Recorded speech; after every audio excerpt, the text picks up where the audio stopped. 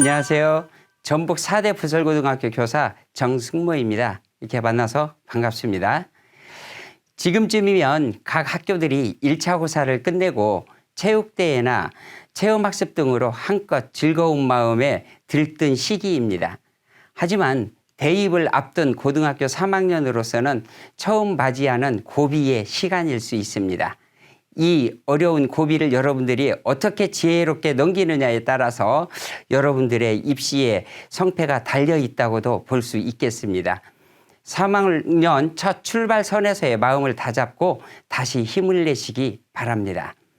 오늘 여러분들하고 같이 알아볼 내용은 2023학년도 입시 결과 분석과 2024학년도 대입 전형의 변화입니다. 먼저 일부러 2023학년도 입시 결과 분석을 시작하도록 하겠습니다. 2023학년도 대입 결과는 대학 수학능력시험 응시 현황과 2023학년도 대입 지원 현황 및 결과로 나누어서 하도록 하겠습니다. 먼저 대입 시기별 학생수 변화에 대해서 알아보도록 하겠습니다. 올해 고등학교 3학년에 해당되는 2024학년도죠. 전년도에 비해서 27,000명 정도가 줄어드는 데 반해서 고등학교 2학년과 고등학교 1학년은요. 23,000명, 그다음에 43,000명씩 증가하는 것으로 추정됩니다. 그다음에 2023학년도 대학 수학능력시험 응시 현황에 대해서 알아보도록 하겠습니다. 먼저 수능 응시 인원의 변화를 보면 학생 수가 감소한 영향으로 전년도에 비해서 응시 인원 역시 소폭 감소했습니다. 그런데 눈에 띄는 현상이 있죠. 졸업생의 비율이 증가해서 역대 최다의 증가폭을 가지고 역시 재수생의 비율이 31%로서 대단한 비율의 재수생이 양산되었습니다. 이러한 재수생의 증가는 어떤 영향을 미칠까요? 재수생의 증가는 첫 번째로 수시 모집에서는 수능에서의 상위 등급에 영향을 많이 미쳐서 등급에 영향을 많이 미칠 수 있고요. 정시 모집에서는 역시 상위 그룹에 대거 포진함으로 인해서 표준 점수에서 재수생들이 상위권에 포진하는 현상으로 재학생들이 조금 어려움을 겪을 수 있는 매우 중요한 요소라고 볼 수 있겠습니다. 그다음에 영역별로 간단하게 살펴보도록 하겠습니다. 먼저 국어 영역입니다. 우리가 수학능력 시험에서 국어와 수학은 공통과목과 선택 과목으로 이루어져 있고요. 영어, 탐구 영역, 영어는 전체가 공통이고 한국사도 전체가 공통이죠. 탐구는 전체 개별적으로 선택을 하는 거고요. 그럼 먼저 국어 영역입니다. 국어 영역은 76%가 공통이고 24%가 이제 선택인데요. 국어 영역은 화법과 작문, 언어와 매체 중에서 선택을 하고 있죠. 그런데 중요한 사실은 전년도에 비해서 언어와 매체의 증가세가 상당히 높아졌다는 점입니다. 왜 이렇게 언어와 매체 증가가 이루어지고 있을까요? 표에 보시는 바와 같이 똑같은 최고점 100점을 맞았을 때에 2022학년도나 2023학년도 역시 화법과 작문보다는 언어와 매체의 표준 점수가 높았던 것이죠. 그리고 역시 1등급에 해당하는 컷의 점수 역시 예를 들어서 2023학년도에 화법과 작문은 96점을 맞아야 1등급이었는데 언어와 매체는 92점을 맞아도 1등급이었던 거죠. 2022학년도에는 국어 영역의 불수능의 영향으로 2023학년도와 표준 점수 차이가 굉장히 큼을 표에서 확인할 수 있죠.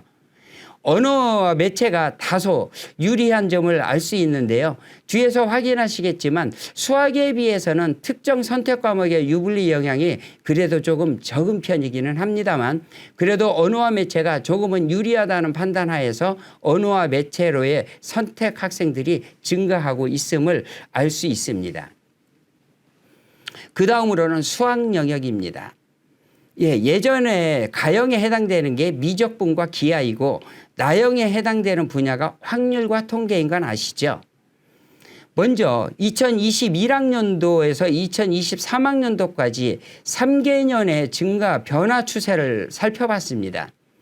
눈에 띄는 것은 어떤 것입니까? 미적분의 증가 추세가 굉장히 급증했다는 것이죠.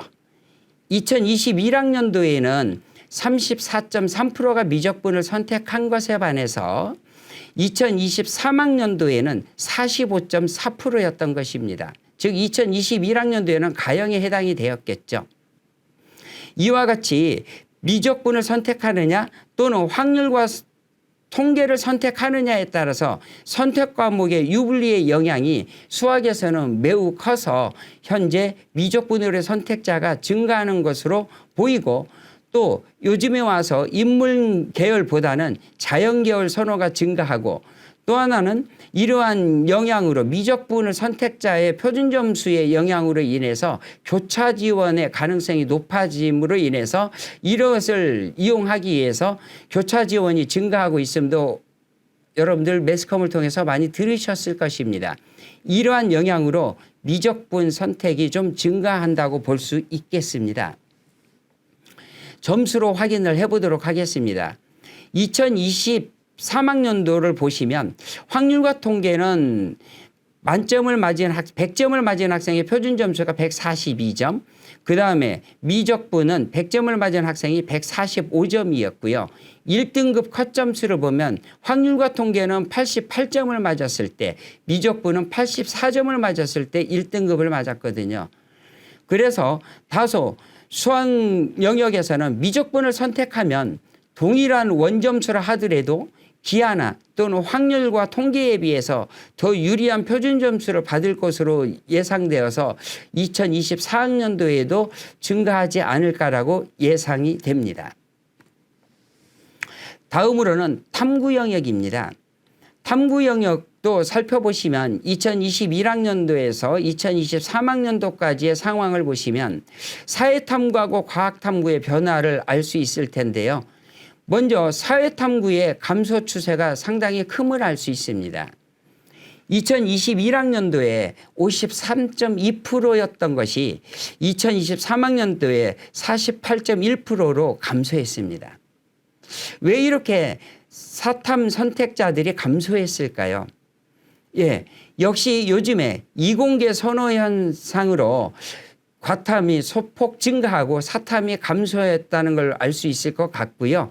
또한 요즘에 와서 4차 산업혁명과 더불어서 첨단학과를 중심으로 해서 특성화 신설한 대학들이 많다 보니 자연계열 선호 현상이 두드러지면서 이러한 영향으로 과탐 선택자가 증가하고 사탐 선택자가 감소하지 않았나 생각해 볼 수 있겠습니다. 그 다음으로는 탐구 영역에서는 그럼 어떤 영역을 많이 선택하는지 알아보겠습니다. 사회탐구에서는 가장 많이 선택을 받는 과목으로는 생활과 윤리, 그 다음에 사회문화였습니다. 이렇게 탐구 영역을 선택하는데 생활과 윤리와 사회와 문화가 많이 선택하니까 나도 선택해야지 라고 해서 선택하는 것은 옳지 않은 방법이라고 생각합니다. 똑같은 상황이라면 그렇게 선택을 해도 되지만, 그렇지 않은 상황이라면 이왕이면 학교 교육과정에서 내가 선택했던 과목과 동일한 과목을 선택하면 준비에 부담을 덜을 수 있고, 또 하나는 내가 가장 자신 있는 과목으로 선택했을 때 가장 좋은 점수를 받지 않을까 생각해 봅니다. 전년도에 2023학년도요. 2023학년도 수학능력 시험에서 사탐이 좀 어려워졌습니다.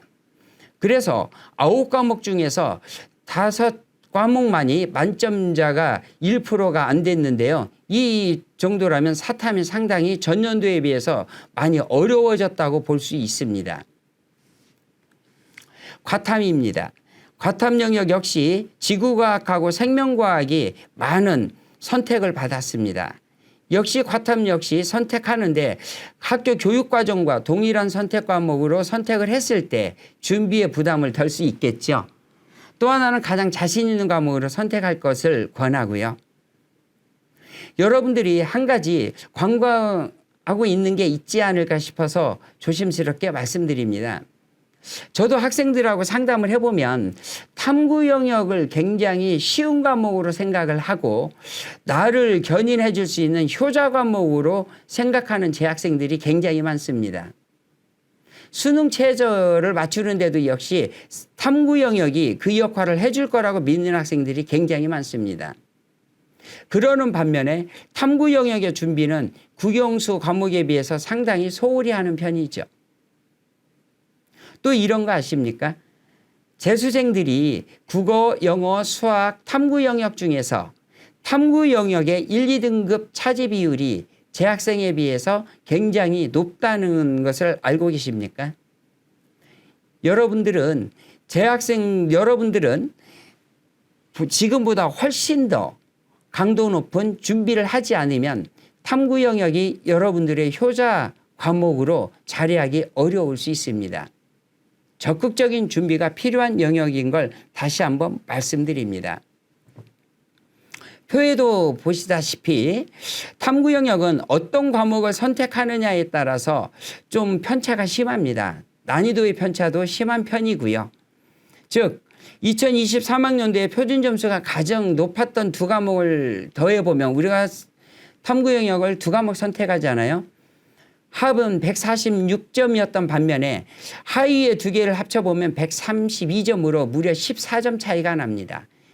과탐도 11점의 차이를 보이고 있어서 어떤 과목을 선택하느냐에 따라서 유불리가 나타나는 과목이라고 볼 수 있겠습니다. 그래서 탐구 영역 선택에도 신중을 기하시길 다시 한번 말씀드립니다. 지금까지 표로 알아봤고요. 2023학년도 대학 수학능력시험 결과를 간단하게 정리해 보도록 하겠습니다. 2022학년도 수능이 끝나고 나서는 불수능이다는 얘기를 많이 들어보셨죠? 특히 국어 영역의 불수능이라는 얘기를 아마 많이 들어보셨을 겁니다. 2023학년도에는 2022학년도에 비해서 그런 불수능이라는 얘기를 들어보지 못했을 것입니다. 국어 영역의 표준 점수를 표에서 보셨다시피 굉장히 편차가 심했죠. 만점자가 최고점에 149점이었는데 2023학년도에는 134점으로 무려 15점이 하락했습니다. 표준 점수가 하락했다는 얘기는 그만큼 시험이 쉬워졌다는 얘기입니다. 수학도 표준 점수의 최고 점수가 2점 하락하긴 했지만 굉장히 소폭이 있죠. 여전히 어려운 난이도로 출제가 된 과목이고 그러다 보니 강한 변별력을 갖게 되었고 특히 미적분 선택자가 유리하게 되었음은 계속 유지된 난이도였습니다. 따라서 정시 모집에서도 수학 점수를 잘 받은 학생이 입시 경쟁에서 유리하게 작용했습니다. 영어 영역은 전년도에 비해서 1등급 비율 증가는 했습니다. 그러나 2, 3등급 비율이 감소해서요. 중상위권 학생에게는 굉장히 중요한 변수로 작용한 과목이었습니다. 탐구 영역 앞에서도 강조 말씀드렸습니다. 지금 당장 탐구 영역을 시작하셔야 합니다. 탐구 영역 준비에 만전을 기할 것을 다시 한번 강조합니다. 탐구 영역은 어떤 과목을 선택하느냐에 따라서 과목별 표준 편차가 해마다 좀 심한 편입니다. 난이도 면에서 과목별 변수가 많은 영역이어서 예상 등급 성취가 쉽지 않을 수 있다는 것도 다시 한번 말씀드립니다. 지금까지 대학 수학력 시험에 대한 결과를 한번 간단하게 분석해 봤습니다. 다음으로는 2023학년도 수시 모집 결과의 경쟁률 부분에 대해서 살펴보도록 하겠습니다. 먼저 서울의 주요 대학 즉 15개 대학의 경쟁률입니다. 맨 오른쪽에 보면 증감의 경쟁률이 나와 있죠. 예. 소폭 증가한 대학도 있고 소폭 감소한 대학도 있습니다. 눈에 띄는 대학을 보시면 성균관대학교의 증가율이 다른 대학들에 비해서 좀 높았죠. 역시 중앙대가 좀 높았습니다. 왜 높았는지 잠시 후에 말씀드리도록 하겠습니다. 그 다음에 지방 거점 대학들의 경쟁률인데요. 예, 전국에 9개의 지역 거점 대학 일명 지거국이 있습니다. 표에서 보시다시피 어떻습니까? 경쟁률이 대부분 대학에서 하락했음을 알 수 있습니다. 증가한 대학은 두 대학밖에 없었습니다. 경북대학교하고 우리 지역 대학인 전북대학교가 증가를 했는데 증가폭이 굉장히 소폭이죠. 왜 이러한 결과가 나왔는지 역시 뒤에서 말씀드리도록 하겠습니다. 다음으로는 우리 지역에 있는 전북권 대학의 경쟁률입니다. 예, 역시 보시다시피 두 개의 대학, 즉 예수대하고 전북대를 제외하고는 모든 대학에서 하락했고요. 역시 증가한 대학 역시 소폭이었습니다. 여기에서 수시모집에서 우리가 6장의 원서를 쓰지 않습니까? 그래서 경쟁률이 3대1이다 4대1이다 이 정도가 됐다는 얘기는 거의 미달되었다라는 것을 의미하고 있음을 아시면 되겠습니다. 역시 왜 이렇게 되었는지 뒤에서 말씀드리도록 하겠습니다. 다음으로는 전국의 교육대학입니다. 초등학교 교사를 양성하는 교육기관이죠. 전국의 초등학교를 양성하는 교대 경쟁률 보십시오. 증가한 대학이 단 한 대학도 없습니다. 모든 대학이 하락했습니다. 역시 우리 지역대학인 전주교대 역시 하락했고요. 가장 많은 하락세를 나타낸 대학은 청주교대였습니다. 앞에서 표로 여러분들과 알아봤는데요. 정리를 해보도록 하죠. 주요대 경쟁률은 대부분 상승했는데요. 고3 수험생은 감소했는데 N수생 즉 재수생들의 증가가 그 상승을 주도했을 거라 보고요. 교과전형 인원은 감소한 반면에 논술이나 종합전형 지원자는 증가하는 경향을 보였습니다. 특히 성균관대가 굉장히 높은 경쟁률의 상승을 가져왔죠. 이유는 논술 전형 지원자가 큰 증가로서 전체 경쟁률을 견인한 것으로 보입니다. 지방 거점 대학들에 대해서 그리고 저희 전북권 대학들의 경쟁률을 살펴봤을 때 어땠습니까? 거의 대부분의 대학들이 하락했었죠. 예, 지방 소재 주요 대학들은 경쟁률이 하락했습니다. 이후로는 수험생이 감소했고 수시 모집의 규모를 좀 확대시켰습니다. 그러다 보니 경쟁률이 하락했고요. 또 다른 이유로는 수시 모집에서 지방 대학들이 기존에 미달되는 경우가 많이 발생하다 보니 수도권 소재대학으로 소신 상향하는 지원 추세가 강해져서 수도권과 지방 소재 대학 간 양극화 현상이 확대되어서 지방권에 있는 대학들이 경쟁률이 많이 하락한 것으로 볼 수 있습니다. 그다음에 전국의 교육대가 어느 한 대학도 상승한 대학이 없었음을 확인했는데요. 이것은 초등 임용 불안감으로 인해서 교대에 대한 인지도가 하락함으로 인해서 전국 교육대 경쟁률이 일제히 하락한 것으로 보입니다. 교과 전형의 경쟁률 역시 증가한 대학과 하락한 대학이 있는데요. 여기에 보시면 가장 눈에 띄는 대학이 건국대학교입니다. 왜 그런지 추후에 말씀을 드릴 거고요. 그다음에 연세대학교, 이화여대 다른 대학들에 비해서 경쟁률이 굉장히 약하죠. 그다음에 서울시립대가 가장 높은 경쟁률을 나타냈습니다. 왜 이런 결과가 나왔는지 살펴보도록 하겠습니다. 교과 전형의 경쟁률을 분석해 보니 전년도와 유사 또는 전체적으로는 소폭 하락했고요. 이화여대하고 연세대학교 경쟁률이 소폭 상승했지만 전체적인 경쟁률은 다소 타 대학에 비해서 낮았죠. 그 이유는 면접이 수능 이전에 실시됨으로 인해서 학생들의 부담감으로 그랬을 것 같고요. 고려대학교 경쟁률이 소폭 상승한 이유는 수능 최저 학력 기준이 완화되었고 그다음에 학교장 추천에서 졸업생 추천이 가능해서 경쟁률이 상승한 것으로 보입니다. 중앙대 역시 경쟁률이 좀 올랐었죠. 타 대학에 비해서. 예, 추천 인원 확대하고 졸업생 추천 가능으로 역시 경쟁률이 상승했을 것으로 보입니다. 굉장히 많은 하락세를 나타냈던 건국대가 있었죠. 예, 건국대는요, 전년도에는 경쟁률이 가장 높았습니다. 그랬던 대학이 하락한 이유는 너무 전년도에 높았었기 때문에 그것에 대해서 부담감이 있었을 것 같고요. 전년도와 입시 전형이 바뀌었습니다. 수능 체제가 폐지되었고 그다음에 서류 평가를 실시하게 되었습니다. 이것이 학생들에 대한 부담감으로 작용을 해서 경쟁률이 많이 하락한 것으로 보입니다. 인서울 중위권과 수도권 대학의 경쟁률은 전체적으로는 좀 하락을 한 것이고요. 교과 전형은 이러한 수능 체제를 많이 가지고 있다 보니까 수능 체제 기준하고 그다음에 면접을 실시하는 대학이 있기도 하고 교과 반영 방법들에 따라서 편차가 생기다 보니 당락의 변수가 될 수 있고요. 여러 가지 변수가 작용하겠지만 경쟁률도 굉장히 큰 변수가 될 수 있기도 합니다. 여러분들이 수시 모집에서 지원을 할 때 소신, 안정, 상향, 하향 그런 얘기를 들어보셨죠? 어쨌든 우리가 대학교를 입학하기 위해서 합격하기 위해서 원서를 쓰는 거잖아요.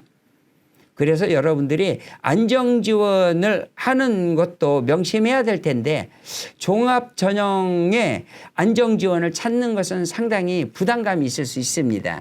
그래서 교과 전형에서 안정 지원을 찾아보면 어떨까라는 것도 한번 생각해 보시고 지원 전략을 짜면 좋을 것 같습니다. 교과 전형이 서울 주요 대학은 학교장 추천 전형으로 이루어지고 있는데요. 전년도에 경쟁률이 높았던 학교가 이번에 추락한 이유는 지금 처음으로 전년도에 학교장 추천 전형이 실시되다 보니까 기존의 자료가 없었어요. 그래서 경쟁률이 이제 높았던 학교들은 2023학년도에는 2022학년도 기존 자료가 있었기 때문에 그걸 감안해서 안정적인 지원을 좀 하다 보니 경쟁률이 좀 자리를 잡은 것 같습니다. 의예과 경쟁률입니다. 상승한 대학도 있고 하락한 대학도 있습니다만 하락한 대학들도 상당히 많이 눈에 띄죠. 우리 지역대학인 전북대나 원광대학교 역시 경쟁률이 좀 감소했습니다.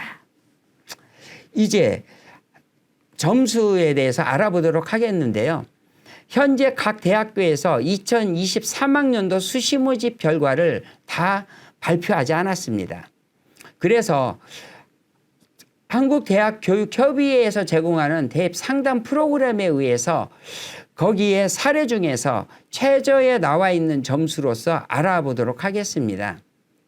전국의 의대를 다 살펴보기는 어렵고요. 표에는 기록을 해놨습니다만 살펴보시면 어떻습니까? 대부분의 대학에서 전년도에 비해서 성적이 조금 상승했음을 알 수 있습니다. 왜 이렇게 점수가 상승했을지 한번 잠시 후에 말씀을 드릴 거고요. 우리 지역에 있는 대학에 대해서 살펴보면은요. 저희 지역에 있는 학생들은 원광대학교나 또는 전남대, 조선대 또는 전북대 등의 지역인재 전형으로 지원할 수 있습니다. 전형이 변화하지 않는 곳에 대해서 알아보면 원광대학교의 2022학년도에 종합전형이기 때문에 교과전형과는 점수의 판단 기준이 다르긴 합니다만 이 최저 합격자의 점수가 조금 낮은 학생이 있기도 했고요. 전남대하고 전북대 공통점은 무엇입니까? 50% 커트라인이나 70% 커트라인 점수가 모두 상승했다는 점입니다. 여기서 50% 커트라인이라는 것은 합격자 기준으로 해서 등록자 기준으로 해서 각 대학교에서 발표 기준에 따라 다르기는 합니다. 50%라는 것은 100명 모집을 한다면 50등의 점수이고요. 70%라는 것은 70등의 점수를 얘기하고 있습니다. 전남대나 전북대 점수가 모두 상승했죠. 이 이유는 수능에 영향이 있다고 판단이 됩니다. 무슨 얘기냐면 재작년에 2022학년도에는 불수능이었다고 말씀드렸죠. 그런데 2023학년도에는 어땠다고요? 수능이 원만했다고 그랬죠. 난이도가. 수능이 좀 어려웠으니까 수능 최저 기준을 맞추는 학생이 좀 적었겠죠. 충족률이 낮았을 겁니다. 충족률이 낮으면 어때요? 내신의 편차가 좀 심해질 수 있습니다. 그런데 충족률이 높아지면 어때요? 편차가 적어지면서 내신이 상승하는 효과를 가져오게 된다고 볼 수 있죠. 그래서 내신이 상승했다고 볼 수 있습니다. 약학대학입니다. 약학대학 역시 전년도에 비해서 많은 대학들이 상승했습니다. 표에도 확인하실 수 있습니다. 우리 지역대학인 전북대학교도 보시면 전년도에 비해서 성적이 많이 상승했음을 볼 수 있습니다. 70% 커트라인이 1.53에서 1.36이 있죠. 전남대학교도 똑같은 상황이었는데 전남대학교는 조금 성적이 하락했죠. 그런데 제가 이유를 살펴보니 이러지 않았을까 예상합니다. 전년도에 전남대학교의 70% 50% 컷이 어때요? 굉장히 높죠. 그러다 보니 많은 학생들이 안정적인 지원을 하지 않았을까. 그래서 지원을 조금 꺼리는 현상이 있어서 이런 현상이 있지 않았을까라는 생각을 조심스럽게 해보기도 합니다. 그 다음에는 교대입니다. 교대 어땠습니까? 경쟁률이 일제히 추락했었죠. 하락했었습니다. 예, 성적 역시 거의 모든 교대에서 2022학년도에 비해서 내신 등급을 살펴보시면 굉장히 많은 점수들이 하락했음을 볼 수 있겠습니다. 입시 성적 결과는 수능 최저의 영향과 아주 밀접한 관련이 있다고 볼 수 있습니다. 정리를 하자면 2022학년도에는 국어 영역 등의 불수능의 영향으로 수능 최저 충족률이 낮았던 반면에 2023학년도에는 난이도의 원만한 영향으로 인해서 수능 충족률이 높아져서 내신 등급이 상향되지 않았을까라는 생각을 해보는데요. 오른쪽은 고려대학교에서 발표한 수능 최저 충족률입니다. 학교 추천 전형과 일반 전형 어떻습니까? 2022학년도에 비해서 2023학년도 충족률이 굉장히 많이 올라갔죠. 예, 이런 것들이 내신과 밀접한 관련이 있을 것으로 보이고요. 이런 얘기 많이 들어보셨죠? 문과 침공이다 라는 말을 많이 들어보셨을 것입니다. 그래서 자연계열 학생들이 인문계열 학생들이 속해 있는 일명 문과 계통의 학과에 교차 지원해서 그 자리를 차지해가는 걸 얘기하고 있습니다. 여기에서 교차 지원의 기준은요, 사탐과탐 기준이 아니고 미적분과 기하, 확통해서 미적분과 기하를 선택한 학생이 문과를 선택한 것을 얘기하고 있고요. 확률과 통계를 선택한 학생이 자연계열을 선택한 것을 우리가 이제 교차 지원이라고 얘기하고 있습니다. 여기서 말하는 것은요. 그런데 일반적으로 미적분 기하 선택자가 인문계열 학과에 지원하는 현상이 두드러지고 있음을 알 수 있습니다. 정리하도록 하겠습니다. 전년도 입시 결과는요, 자신의 성적과 비교해서 합격 가능성을 예측해 볼 수 있는 객관적인 자료로 어디에서 확인할 수 있을까요? 입학처 홈페이지나 대입정보 포털 어디가에 공지되어 있습니다. 이런 자료를 살펴보실 때 단순하게 커트라인 점수, 경쟁률만 살필 게 아니라 합격자의 평균 점수라든가 표준 편차, 그 다음에 최저학력 기준의 통과 비율과 전년도의 충원율, 그 다음에 실질 경쟁률 등도 확인하시고 전략을 짜셔야 될 것 같고요. 공개된 점수를 보시면 최초 합격자인지 또는 최종 합격자인지 이런 기준에 따라서 점수의 의미가 굉장히 많이 달라지므로 그것의 기준을 잘 살핀 다음에 역시 전략을 짜셔야 될 것 같습니다. 또 하나 최초 합격자, 최종 합격자, 최종 등록자 50%, 70% 컷이라는 게 나오게 되는데요. 최초 합격자는 처음에 발표한 학생들의 점수에서, 최종 합격자는 합격자 전체, 등록자는 현재 대학교를 다니고 있는 학생, 합격자 중에 안 다니는 학생들도 있을 거 아닙니까? 50% 컷은 발표한 사람의 50% 점수, 70% 점수를 얘기하고 있는데요. 교과전형과 종합전형에서의 내신의 역시 의미도 차이가 있겠죠. 교과 전형은 내신만 반영하기 때문에 그 50% 컷이나 70% 컷이 굉장히 큰 의미가 있다고 볼 수 있지만 종합 전형은 서류 평가이다 보니까 편차가 심할 수 있음을 관가하셔야 될 것 같습니다. 입시란 매년 바뀌는 입시 환경, 즉 경쟁률이나 수능 최저 반영 여부나 전형별 평가 요소나 또는 선호학과, 수능 난이도 등에 따라서 결과는 달라질 수 있으므로 참고 자료로만 활용하셔야 될 것을 당부 말씀드립니다. 선택은 자신만의 권한이자 책무성의 의무를 할 수 있습니다. 여러분들이 선택을 할 때는 미래의 비전과 적성 등을 고려하여 진지하게 선택할 것을 당부 말씀드립니다.